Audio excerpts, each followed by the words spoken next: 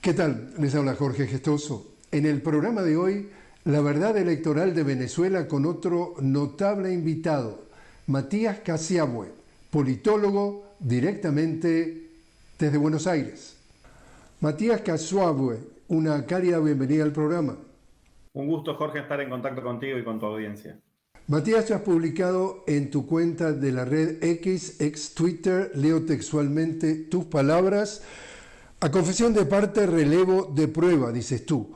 Jesús Chúo Torrealba, importante dirigente de la oposición de ultraderecha, confiesa que la página de datos Resultados Venezuela, donde ya se demostró que se publicaron cientos de actas apócrifas y falsas, llevó meses de trabajo previendo este escenario. Y sigues.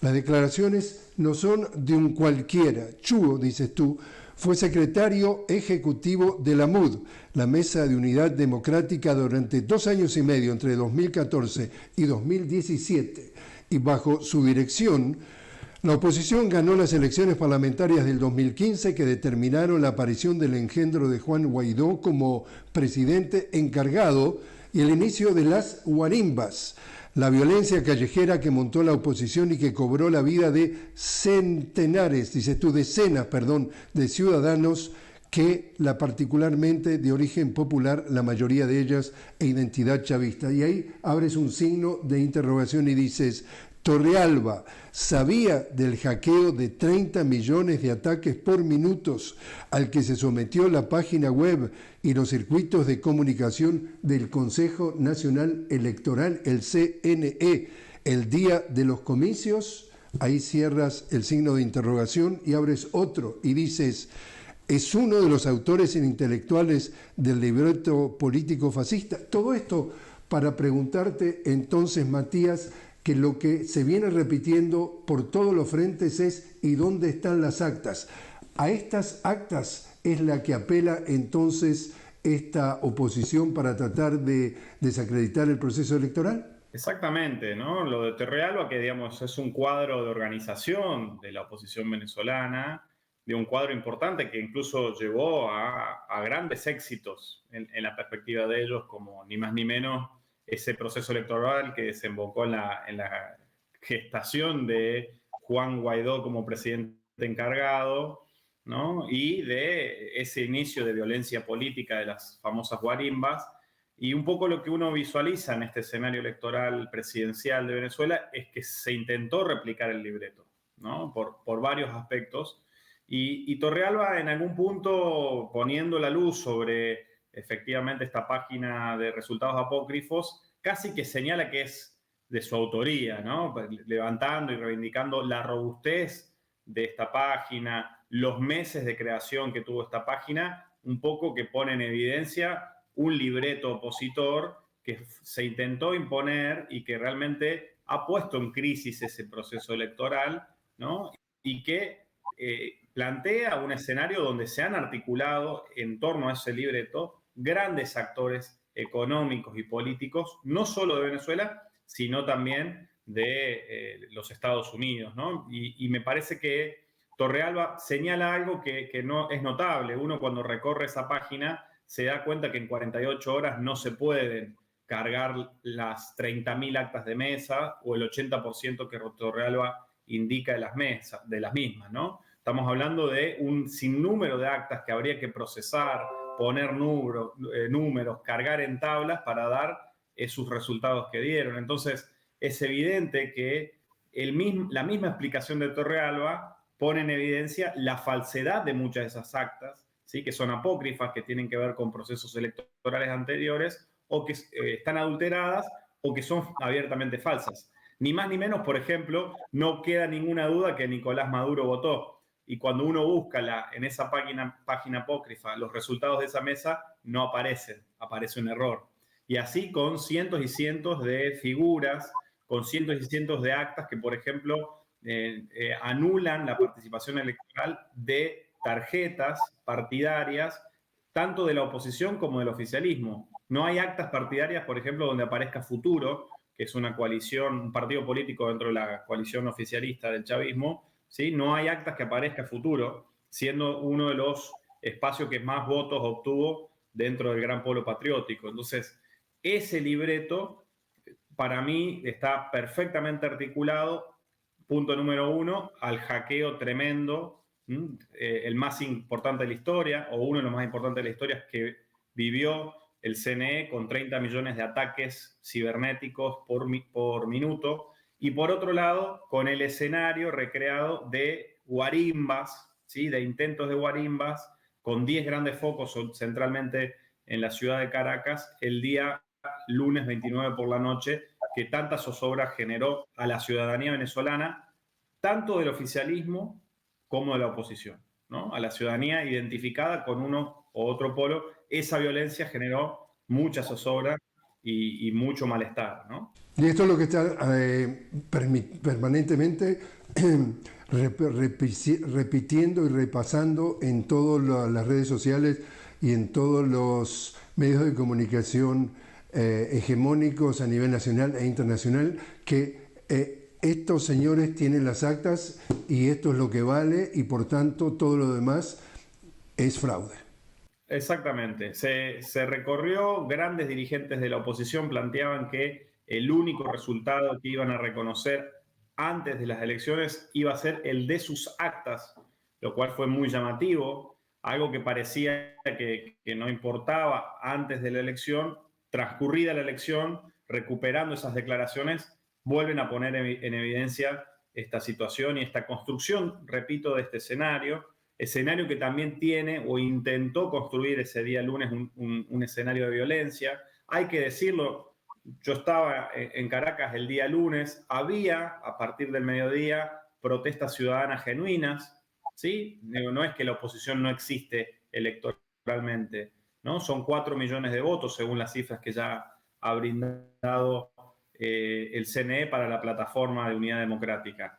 Y esas protestas ciudadanas que empezaron en torno al mediodía, con cacerolazos, ¿sí? Con pequeñas concentraciones en algunas esquinas típicas de algunos barrios de Caracas, fue rebasado en el momento de la noche, ¿sí? Con un accionar muy violento, atacando escuelas, centros de salud, locales del CNE, ¿sí? Con objetivos muy claros, ¿sí? Destruyendo estatuas de Bolívar, del cacique Guaycaipuro, de Hugo Chávez, ¿no? Un escenario de violencia que rebasó a la protesta ciudadana y que fue muy llamativo, la rápida gestación, la gestación simultánea y el accionar tan violento, ¿no? Se vivieron momentos realmente muy inquietantes ese lunes por la noche, incluso a pocas cuadras del Palacio de Miraflores, que obligó a la fuerza pública a actuar y a poner a más de 900 manifestantes, ¿sí?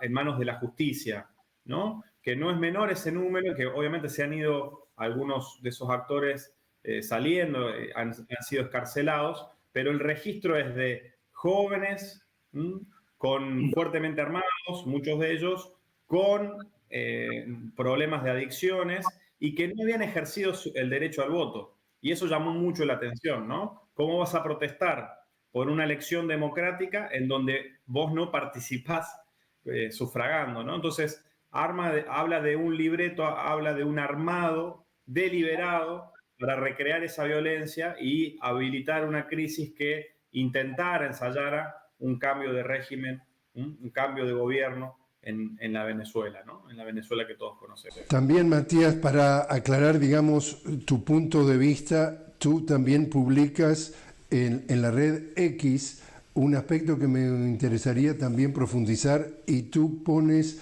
como título de tu nota, dices, la verdad electoral de Venezuela, y el primer párrafo, eso es lo que me gustaría que elaboraras. Tú dices, al igual que en muchísimos países, incluido Argentina, tu país, la autoridad electoral no está obligada a publicar las actas de mesa.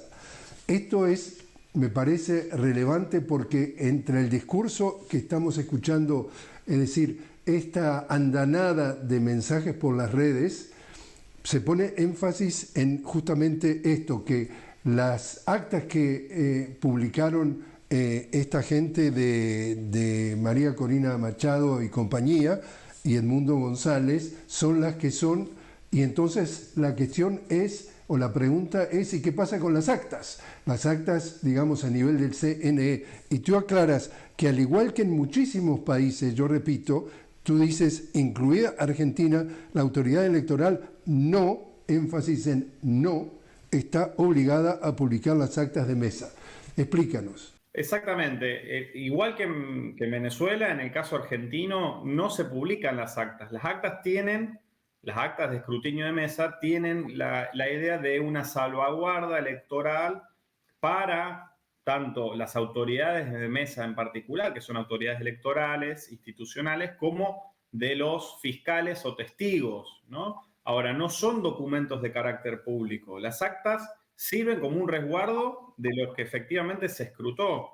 La obligación en el caso argentino es de desagregar los resultados, ¿sí?, por distrito, ni siquiera por centro de votación, ¿no? En el caso venezolano, el Consejo Nacional Electoral está obligado por ley a desagregar los resultados, es cierto, ¿sí?, por centro de votación, pero para ello tiene 30 días después de transcurrida la elección, es decir, está en tiempo y forma de publicar lo que se denomina boletín electoral, donde desagrega, ¿sí?, los resultados al nivel de centro de votación, ¿no? Entonces, la publicación de las actas y el demandar las actas que hace la oposición centralmente es la idea de instalar una matriz de opinión donde ellos, por un lado, dan resultados verdaderos, aunque ya se han corroborado cientos y cientos de datos falsos o apócrifos,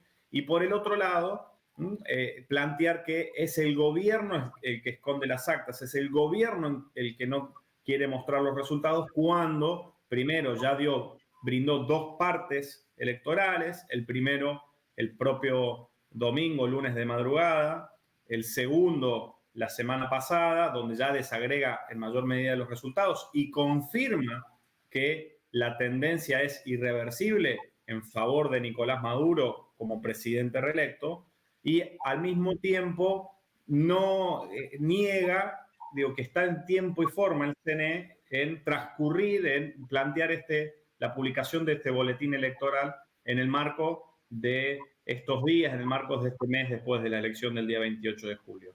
Hay algo más también para agregar en ese sentido, que tiene que ver con que el accionar judicial del Tribunal Superior de Justicia es para, en el camino que se van a publicar los actos por parte del CNE, averiguar qué pasó con ese tremendo ciberataque, por un lado, y por el otro lado, corroborar si efectivamente hubo acciones fraudulentas que puedan poner en cuestión el normal desenvolvimiento de los resultados que brinde el CNE. Entonces, ese es el marco general, y estamos hablando de un marco electoral normal en términos institucionales, como sucede en Argentina o en cualquier otro país de América Latina. Justamente, Matías, en esa nota tú aclaras, dices, el Tribunal Supremo de Justicia se encuentra obrando en función de una presentación del candidato Nicolás Maduro, pero dices tú que el Tribunal Supremo de Justicia no suspende la actuación del Consejo Nacional Electoral. También esto para aclarar que dentro de la manipulación mediática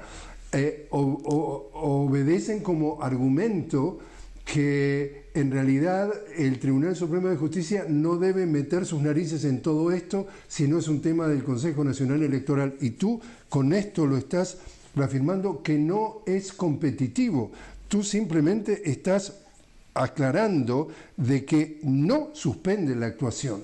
Para nada, no lo suspenden en lo más mínimo, e incluso el planteo que ha hecho el candidato Nicolás Maduro ante el Tribunal Superior de Justicia incluye la posibilidad de que una vez que estén publicados los datos oficiales del CNE, cualquier partido político presentado en la elección pueda impugnar parcial o en la totalidad el resultado. Es decir, lo que ha hecho Maduro es incluso habilitar esa posibilidad. Es decir, el CNE ya publicó dos partes. Va a brindar un boletín electoral con los resultados definitivos y que tiene un mes para realizarlo. Ejecutado eso por parte del CNE, Chuyo, Torreal o la oposición podría ir con sus datos, con sus actas, algo que no han hecho todavía, y contrastar sus actas, sus datos, con los que brinda el CNE.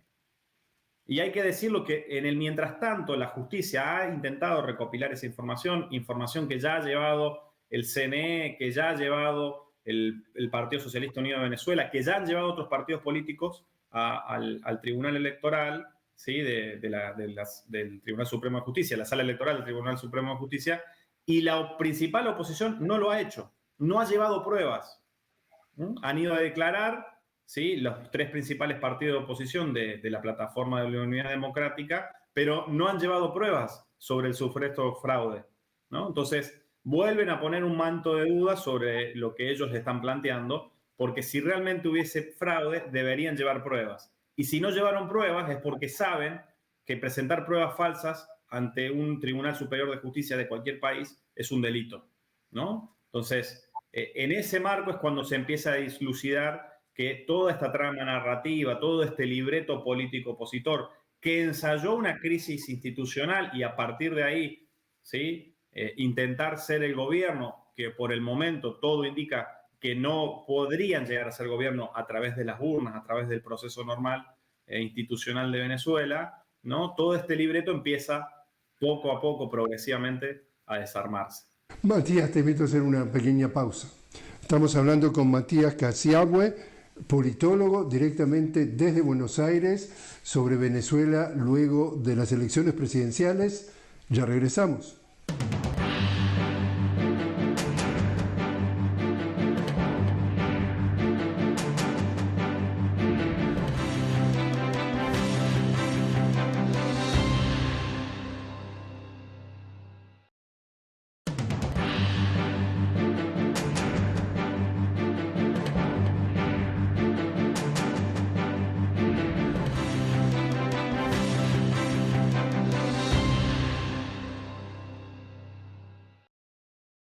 Continuamos hablando con Matías Casiagüe, directamente desde Buenos Aires, politólogo sobre Venezuela tras las elecciones presidenciales.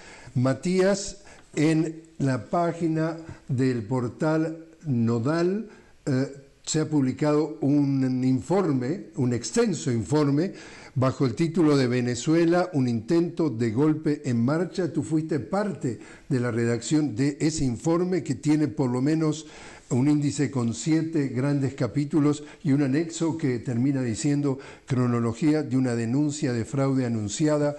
Cuéntanos lo más relevante que ese informe está revelando, y de allí podemos ir profundizando algunos de los aspectos. Lo más importante de ese informe, Jorge, es que nosotros pudimos monitorear y hacer seguimiento de los hechos intentamos dejar que los hechos hablaran por sí mismos, y esos hechos articulados han permitido visualizar estas estrategias en curso, ¿no? Visualizar que efectivamente hay un libreto opositor que ensayó desde antes que ocurrieran las elecciones la idea de un fraude y la idea de desconocer a la institucionalidad venezolana en su conjunto, ¿no?, con elementos realmente muy complicados, ¿sí? Será la justicia venezolana lo que realmente terminen de confirmarlo y corroborarlo, pero nosotros hemos podido identificar que Elon Musk, por ejemplo, no solo ha actuado en esta cuestión mediática digital y en esta guerrilla mediática digital contra Venezuela, con cientos y cientos de fake news, de noticias falsas que inundaron las redes y que incluso inundaron sobre todo la percepción, ¿sí?, extranjera en torno al proceso electoral venezolano, sino que también hemos detectado que Elon Musk se vincula con el tema Venezuela con posteos que ha hecho Eric Prince, que es el CEO de Academy, la ex contratista norteamericana Blackwater, que es una de las empresas que, por ejemplo, ha colocado a más de 2.000 mercenarios colombianos en el frente de batalla en Ucrania, ¿no? Y que empieza a dilucidarse que hay toda una cuestión de violencia en el marco de la elección de Venezuela, como lo que vivimos el lunes 29, ¿no?, que tiene esa impronta, ¿no?, de una orquestación de esa violencia de manera muy predigitada, ¿no? No es menor que la semana antes de la elección en Venezuela se detuvieran a 3 exmilitares colombianos, mercenarios, que se los encontró en Venezuela con el equipamiento militar utilizado en Ucrania, ¿no? Con los uniformes militares utilizados en Ucrania. Entonces empieza a visualizarse una cosa muy compleja, ¿sí? Nosotros solamente lo podemos plantear como interrogante, pero que empieza a mostrar la densidad de este libreto opositor, que estaba dispuesto no a celebrar o a ir a una pelea electoral, sino que estaba dispuesta a un escenario destituyente. Algo que ya es normal en la oposición venezolana. Recordemos el golpe del 2002, recordemos lo que sucedió con Juan Guaidó después del triunfo de la Asamblea Nacional Opositora en 2015, ¿no? Entonces, son elementos que este informe aporta, está en el portal Nodal publicado para todos y todas, y que aportan la densidad de la trama opositora con respecto a esta elección. También, Matías, para llevarlo ahora al tema geopolítico, que en algún momento del informe eso también se toca. Acá estamos hablando de un país con las mayores reservas de petróleo del mundo y con enormes reservas de gas del mundo. Estamos viendo que hay un grupo de países llamados BRICS, hoy son BRICS Plus, porque además de los 5 miembros fundadores se han agregado nuevos países, y va a celebrar su nueva cumbre en Rusia en el mes de octubre. El anfitrión, el presidente Vladimir Putin, ya ha invitado al presidente reelecto de Venezuela, Nicolás Maduro, a asistir allí. Viene la especulación de que sería el momento en donde se incluiría, entonces se adheriría, se agregaría a Venezuela dentro de ese grupo, y la especulación geopolítica es: si Venezuela entra al BRICS, de alguna forma queda, no sé si la palabra correcta sería blindada, o por lo menos mucho más defendida del impacto de las sanciones que permanentemente le envía Estados Unidos y la Unión Europea, y eso tendría mucho o todo que ver con el interés de, llamémosle así para simplificar la pregunta, el Occidente para sacar de circulación a Maduro antes de que pueda integrarse Venezuela al BRICS. Toda esta teoría, ¿cómo la lees? Sí, comparto plenamente. Creo que tu pregunta tiene una respuesta positiva. Venezuela no solo es la principal reserva de petróleo convencional más importante del planeta, muy por encima incluso de Arabia Saudita y de la cuenca del Golfo Pérsico. Es también una gran reserva gasífera, ¿sí? Sino también es una gran reserva de oro, que es la principal reserva de oro de todas las Américas, de coltán, que se le suele decir el oro azul, que es un elemento fundamental en esta revolución tecnológica en curso y que incluso explicaría el interés de Elon Musk porque el chavismo caiga como propuesta de gobierno en Venezuela. Y al mismo tiempo esta integración a los BRICS de parte de Venezuela profundizaría ya el escenario económico no occidental en el cual estas riquezas venezolanas y esta economía y este pueblo se insertan, ¿no? Ya Venezuela supo que el camino para salir de la guerra económica, para eludir las sanciones unilaterales de los Estados Unidos y la Unión Europea, tenía que profundizar vínculos económicos altermundistas como no solo el de China o el de Rusia, sino también el de Turquía y el de Irán. El ingreso eventual de Venezuela a los BRICS profundizaría este camino, ¿no? Y que claramente Venezuela está viendo lo que ha pasado con Rusia en el marco de las guerras de la guerra en Ucrania, ¿no? Rusia ha podido rápidamente salir de ese decrecimiento inicial del primer año del conflicto a partir de volcar su economía hacia el oriente, ¿no? Y rápidamente estar creciendo a una tasa muy acelerada de crecimiento. Yo creo que el gobierno venezolano está viendo lo mismo y está viendo que en el BRICS hay una oportunidad de efectivamente terminar de relanzar la economía venezolana, como ya lo viene haciendo este último año. Hay que recordar que Venezuela va por proyecciones, a ser el país de Latinoamérica que más crezca, ¿no? Con un 4,5% de crecimiento con respecto al PBI del año anterior, ¿no?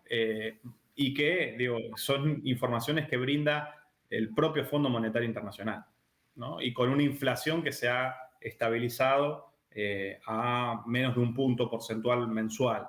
Entonces, en este escenario, ese camino de los BRICS profundizaría el crecimiento económico de Venezuela, la redistribución de la riqueza, ¿no? Y la posibilidad de una vida digna para los millones y millones de venezolanos. ¿Y esto justificaría entonces estos ataques desmedidos por todos los frentes? Yo creo que sí. Estados Unidos no tiene ningún plan de transición energética para los próximos 100 años. Su matriz económica depende de los hidrocarburos y no hay un hidrocarburo de mejor calidad y más cercano a los Estados Unidos que el que tiene Venezuela. Matías Casiagüe, muchísimas gracias por haber estado con nosotros. Gracias a vos, Jorge, y a tu audiencia.